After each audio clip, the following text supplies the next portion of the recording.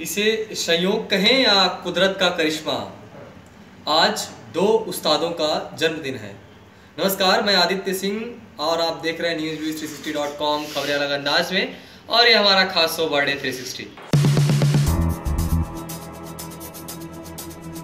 Birthday 360 में आज चर्चा दो उस्तादों की। आज जो दो उस्तादों का जन्मदिन है, पहले चर्चा कर लेते हैं पहले उस्ताद की, जिनके लिए आप सभी के मन में बहुत सारा प्यार, बहुत सारा सम्मान है। मैं बात कर रहा हूँ बड़े गुलाम अली खान की। आज उनका जन्मदिन है। हिंदुस्तान ख्याल म्यूजिक, जो अगर आप क्लासिकल म्यूजिक समझते होंगे तो हिंदुस्तानी क्लासिकल म्यूजिक के बेताज बादशाह का आज 116वीं सालगिरह है। आज ही के दिन 2 अप्रैल 1902 को उनका जन्म लाहौर के नज़दीक एक छोटा सा कस्बा है कसूर, वहाँ पर हुआ था। उस वक्त में वो ब्रिटिश इंडिया की एक तरह से पंजाब प्रोविंसी में आता था, लेकिन 1947 में जब देश का बंटवारा हुआ तो वो पाकिस्तान के हाथ में चला गया। 5 साल की उम्र में इन्होंने वोकल बजाना शुरू कर दिया था। ये बहुत बड़े वोकलिस्ट थे। अगर आप वोकल को नहीं समझते हैं, म्यूजिक से प्यार करते हैं तो गलत बात है। आप सर्च कीजिए, सुनिए कि ठुमरी क्या होती है, वोकल क्या होता है। जैसे आप इन दोनों चीज़ों में से किसी एक को गूगल करेंगे, आपको पहला नाम दिखाई देगा उस्ताद बड़े गुलाम अली खान का। 5 साल की उम्र में इन्होंने वोकल सीखना शुरू कर दिया था। और जो है, इनके जो बड़े भाई थे 3, वो म्यूजिक के बहुत बड़े नाम थे, बहुत बड़े घराने से आते थे म्यूजिक के। वो थे बरकत अली खान, उसके बाद अनामत अली खान और मुबारक अली खान। इसके अलावा ये इनका सिंगिंग करियर पे अगर बात की जाए तो सिंगिंग करियर में इन्होंने अपने फादर का कंपोजिशन सबसे पहले गाया, जिनका नाम था वक्स अली खान। और उसके बाद अपने चाचा का कंपोजिशन गाया, जिनका नाम था काले खान। तो इन कंपोजिशन से वो आगे आते हैं। अगर इनके बारे में फौरी तौर पे अगर निगाह डाली जाए, वैसे तो बहुत कुछ है इनके बारे में पढ़ने के लिए, लेकिन अगर फौरी तौर पे इनकी निगाह डाली जाए तो सिंगिंग के करियर में अगर बात की जाए तो इनके 3 घराने की जो स्टाइल थी, उसमें उन 3 घराने के स्टाइल को गाने के लिए बेस्ट सिंगर माने जाते हैं। वो 3 घराने कौन कौन से थे?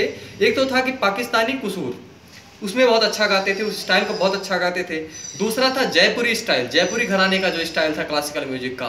और तीसरा मध्य प्रदेश में स्थित ग्वालियर घराने का, जो अपना फेमस, जो पूरी दुनिया और विश्व में प्रसिद्ध है, वो स्टाइल उसके लिए भी बेस्ट माने जाते थे, बेस्ट सिंगर थे। एक किस्सा सुन लीजिए। 1947 में देश जब आज़ाद हुआ तो इनके पास 2 विकल्प थे कि हिंदुस्तान में रहेंगे या पाकिस्तान में रहेंगे। इन्होंने, शायद ऐसा माना जाता है, जो इनके बारे में जो कथाएं लिखी हैं उनमें अगर आप झांक के देखें तो ऐसा समझ में आता है कि इन्होंने पाकिस्तान को ही चुना था। उसके बाद जब 1947 में पाकिस्तान चले गए तो कुछ कारणों के कारण, कुछ दिक्कतों की वजह से इनको वापस आना पड़ा। 1957 में भारत आते हैं।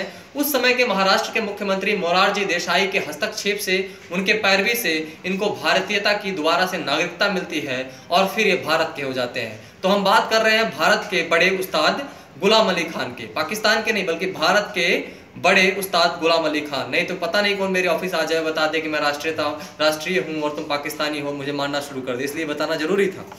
1960 का एक किस्सा और सुन लीजिए इनकी कद को जानने के लिए, क्योंकि आज बहुत लोगों का जन्मदिन है। क्यों हमने इनको ही चुना?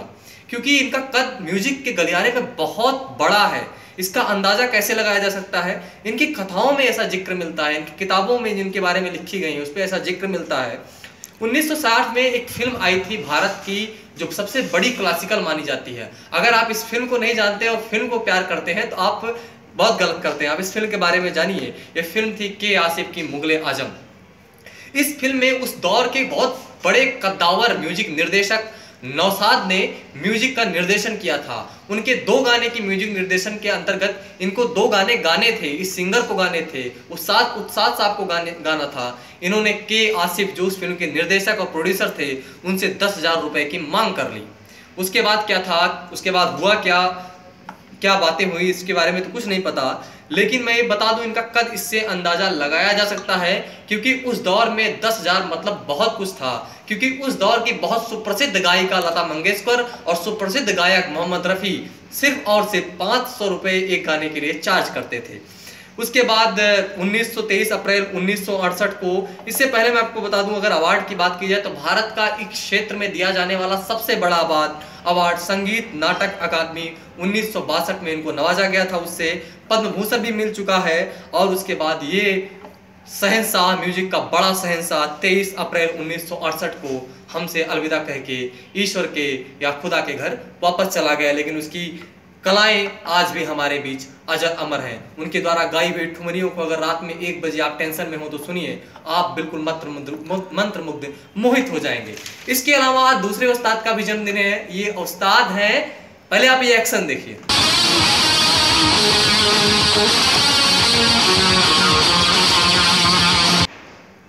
ये एक्शन इसलिए आपको दिखाया गया क्योंकि आज इनका भी जन्मदिन है। जी हाँ, आज अजय देवगन, एक्शन के उस्ताद अजय देवगन का जन्मदिन है।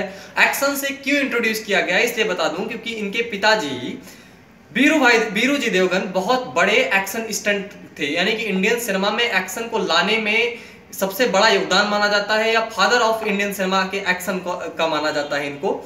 जिनका जन्म होता है 2 अप्रैल यानी कि आज के ही दिन 1969 में मुंबई में। इनके पिताजी का नाम मैंने बताया बीरू देवगन, और इनके भाई अनिल देवगन भी प्रोड्यूसर और डायरेक्टर होते हैं।